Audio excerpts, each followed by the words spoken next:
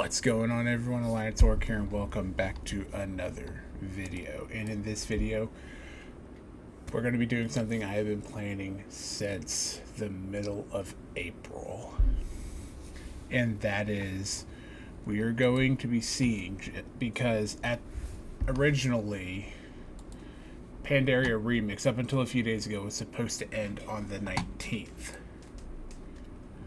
But they moved it to the 20th. However, I can't record on the 20th, and I want this video to be as factual as possible.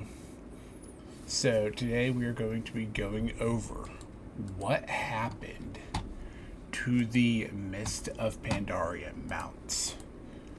So, like I said, I have been playing this video since the middle of April, before the remix even started. And to help get the numbers as factual as possible, I have not updated my Mount Journal Enhanced add-on at all. So much so that having the add-on enabled makes most of my tunes unable to even use any of the mounts on the screen here. Like, the only one I think I'm able to actually use is the otherworldly Autuk carrier. And as you can see, that is not rarer than the Savage Raptor. But before we get any further into this, a lot of you are probably wondering, what is Mount Journal Enhanced? It is an add-on that shows all these cool little bells and features.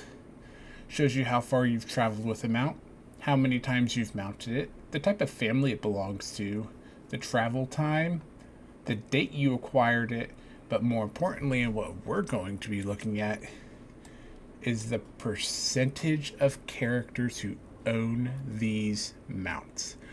So like I said, I haven't updated my add-on since middle of April. So these numbers are as close to accurate as accurate can get. But let's take just a little before look. This is what they're going to look like before we update the Mount Journal add-on. And first we're going to start with the Dire Horn mounts.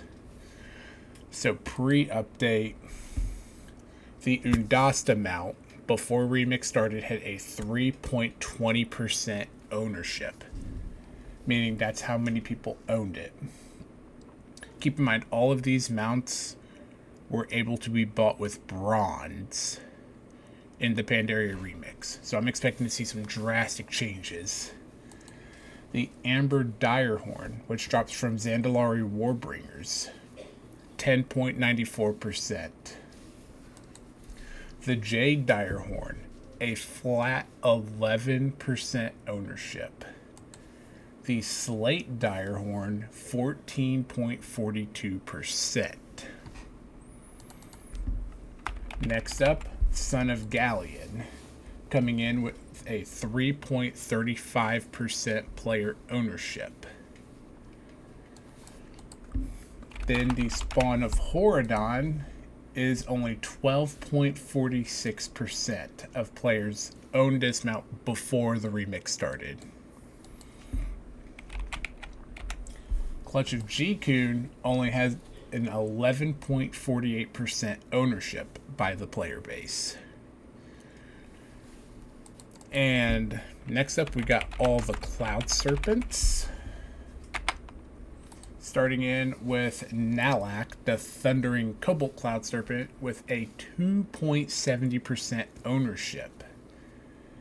And then the one you guys are probably really excited to see the change for, the most popular one, Heavenly Onyx Cloud Serpent. This mount before Remix started had a 4.81% ownership, meaning the rarest world boss mount was Nalak.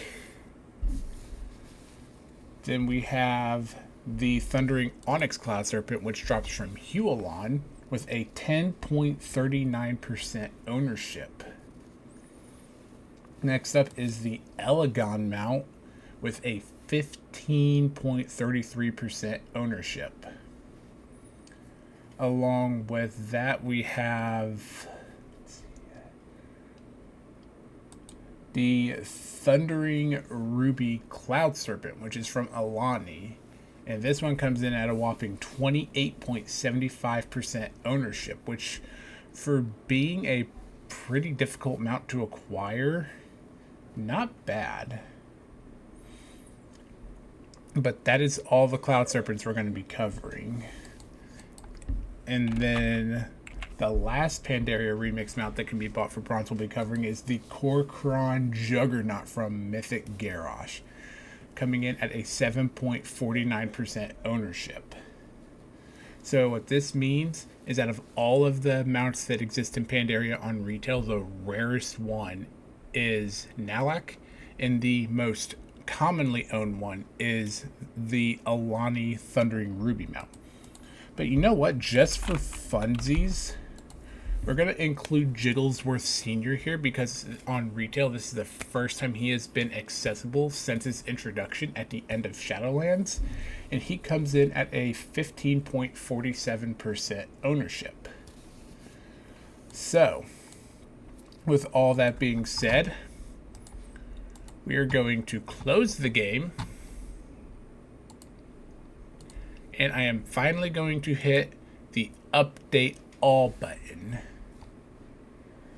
So we're just going to get everything updated, which means when we log back on, the percentage of ownership on all of these mounts will not be what we just said they were. Also, the remix mounts will be covered as well, but they don't have a percentage ownership to show for it. So I'm going to log right back on. See, as you see right here, 0 days remaining. Nice little sneak peek at my warband too, you know. Say hello to the gang. As you can tell, I really love that Aberrus Warrior set. It looks so crisp, so crisp. So we're going to log back on and look at how things have changed. Everything's changed. So first we're going to start with the remix mounts that were only available in Remix Pandaria. These are the mounts that are purchasable with bronze or are tied to an achievement. And coming in at the very bottom and the most commonly attained one, the August Phoenix is leaving the Pandaria Remix with a 25.82% ownership, meaning that the Pandaria Remix got roughly about 26% of the player base behind them. Because this mount is literally unlocked for just hitting level 20. I mean, I expected this to be higher, but is what it is. Next up, we have the Golden Discus. This mount has a 13.5% ownership by the player base. Sky Surfer, 12.95. The Feathered Wind Surfer is 12.92. Hayblazer is 12.39. I'm going to go through these kind of rapid fire just because, you know, these did not have like a previous ownership beforehand. Purple Shadowpan Riding Tiger, 12.05. The Astral Cloud Serpent only has 11.89% of the player base that owns it. Like I said, these numbers, they'll probably trickle up a little bit, but not by much. This is basically as to scale as they are going to get. The Little Red Riding Goat, 11.74. The Snowy Riding Goat, 11.50. The Gilded Riding Crane, 11.48. Keep in mind, this number is just going to go down as we go up because I have it sorted from rarest to most commonly owned. The River Walking Mushin is 11.42. The Pale Crane is 11.36, as is the Rose Crane. And the Jungle Crane is at 11.33%. And the Silver Crane garnishing absolutely no love at an 11.21%. The pale-hide Mushan beast only had 11.20% of the player base own this mount. The Cobalt Juggernaut, a recolor of the Garrosh mount, 11.19% of players got this mount. The Luxurious Riding Crane, only 11.18% of people have this mount. The Tropical Riding Crane, only 11.12% of people got this mount. The Black Riding Yak came in with 11.2% of players owning it. The Kaffa Yak came in with 10.92% of people owning it.